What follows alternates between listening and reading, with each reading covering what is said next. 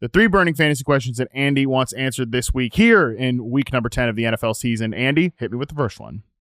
The first one is fairly obvious, and I think it's the biggest one of the week, and that is the 49ers backfield, right?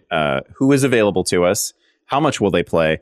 And in what order will we see them play? This feels like it kind of hangs over the week, at least for a lot of us, right? We got McCaffrey back at practice, apparently feeling no worse for wear after his first couple of sessions. That's good. We also have Jordan Mason back at practice. Isaac Guerendo never left practice, and we absolutely cannot trust the head coach on any matter related to his personnel decisions, right? Like, he's been lying to us all year.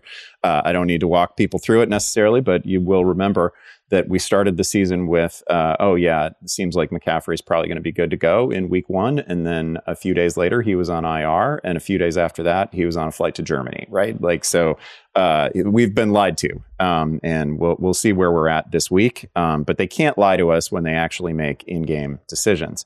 My assumption is that over a period of some weeks, I don't know how long, I don't know if this takes 2 weeks, 3 weeks, 4, the Niners are going to ramp up McCaffrey to something like 16 touches a game, 15, 16, 18 touches with an eye toward, regular usage, 20 touches, 20 plus touches by sort of mid-December, end of December, right?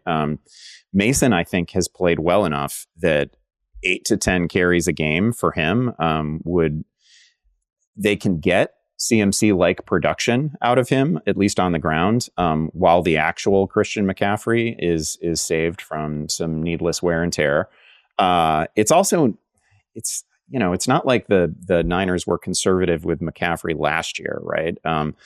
Plus, this team is also you also have to you have to think about the team context here. The Niners are 4-4. Like, I might have thought that, coming into the season, that their whole goal would just be, hey, let's get McCaffrey to the postseason healthy. But they gotta make it there. And I did not expect them to be a 4-win team at this point, right? So maybe they don't have the luxury of long-term planning. But again, like, a few nuggets on Mason, because I feel like Guerendo is such a popular ad. People, there's a segment in the fantasy analyst community that is already ready for us to, like, ditch Jordan Mason for the rookie. And I feel like we should remind people that Mason has averaged 5.1 yards per carry. He's getting almost 3.5 yards after contact. He is 6th in the NFL right now in missed tackles. He's 5th in runs of 10 or more yards. Stylistically, he's very different from McCaffrey. Like, he should play. Like, if anybody's going to play in combination with Christian McCaffrey, it probably should be Jordan Mason, assuming good health. So anyway, it's a big open question. And I think it's maybe worth talking about. Like, I don't know, last year, I really thought that the Niners would come into the season and they wouldn't just lean on McCaffrey necessarily for 20, 25 touches per game, because we're going to burn him out before we get to, the most important weeks. And they didn't take that approach at all. I certainly think it would be the right approach coming off maybe multiple leg injuries. So we'll see what they do. One thing we know for sure is that the coach isn't going to tell us anything in advance. Yeah, we're not going to know anything in advance. This is great for the burning questions, Andy, because the answer is just the great shrug emoji. Yeah. Shout out to Marcus Grant, who, when I was back working with him at the NFL once, maybe the bosses weren't really totally dialed into our, fantasy content, but did at one point in, like, a weekly preview piece, you're breaking down every player from every game, when Jimmy Graham was just like an absolutely unpredictable fantasy player with the Seattle Seahawks. Once just wrote for his blurb, like, a shrug emoji, and no one said anything about it. NFL.com published article, fantasy analysis on Jimmy Graham, shrug.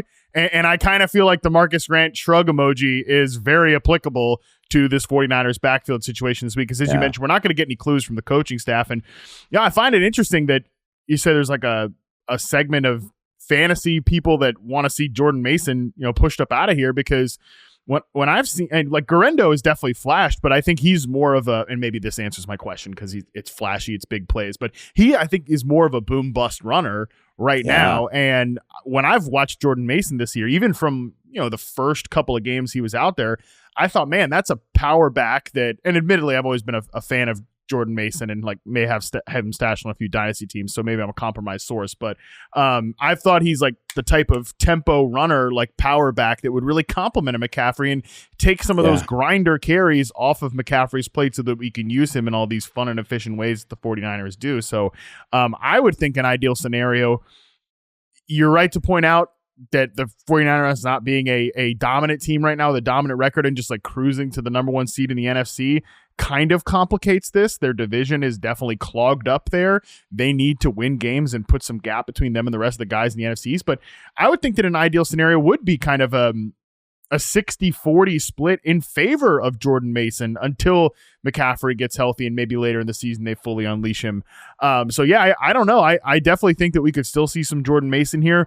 Bottom line too, Andy, is that from a fantasy perspective, I kind of want to start both of these guys and figure it out, because this Buccaneers defense is 29th in defensive success rate. They're 27th in EPA per play allowed. And definitely a lot of that is because the pass defense is just atrocious. However, the run defense is a bottom half of the league unit now too, because the whole thing is starting to crumble here. Yeah, it's funny. People who don't work in the fantasy industry have no way of knowing this, but like we use this rankings tool that's available on Fantasy Pros, right? And I put in my running back ranks this week, and one thing that the tool does for reasons unknown is it will occasionally flag players and be like, "Are you sure you want to do this?" And it's been doing that to me on Jordan Mason all week. It's been like, the industry consensus on Jordan Mason is like RB 48 or whatever. You've got him at RB. Are you sure you want to do this? And I'm like, I feel like I want to do this. I think you can play him. Like I'm Andy Behrens. Okay, don't tell me what the industry consensus is. I'm the industry. I am Andy Behrens. Every time I publish these ranks, it's like, oh, here we found an error. Surely you didn't mean to do this. And I'm like, no, I guess I kind of did. Sorry. I think Jordan Mason's playable. I think Jordan Mason's been awesome. I think he's been one of the best. It's the Niners, and it's a great system, and he just seems lab built for some of the carries that he's getting, and I can't see any reason why he wouldn't continue to see 10 or 12 touches, especially given the fragile health situation that obviously exists with Christian McCaffrey. I'm on board with your scenario where they ease McCaffrey back in. I don't know if it's going to happen. I think if I'd actually waited half a season for him, I would just go ahead and play him in his first game back. He's too important, and he's too good. Like what McCaffrey could actually do on 10 carries is just too great. Like I couldn't sit that, but I think they're both playable. And I certainly think that Mason is more playable than most seem to give him credit for. Yeah. This is a pretty critical, just overall big reveal game coming out of their bye, because we also have questions about what the receiver rotation is going to look like. And again, this is a matchup you'd probably want to start some of those wideouts.